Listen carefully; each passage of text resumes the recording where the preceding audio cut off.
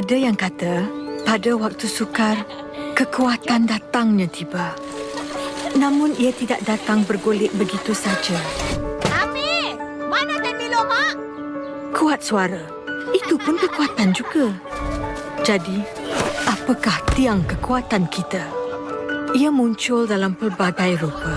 Sorakan yang bergema, persahabatan yang berharga. Sebagai rezeki yang diterima. Atau sokongan yang tidak disangka. Ia juga datang tanpa diduga. Pada saat kita berduka, ia datang membawa harapan. Memberi tenaga agar perjuangan diteruskan. Bagaikan suara yang membisik, kita boleh lakukan.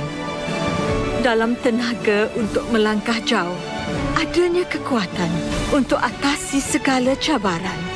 Milo meraihkan 64 tahun semangat takkan gentar bersama Malaysia.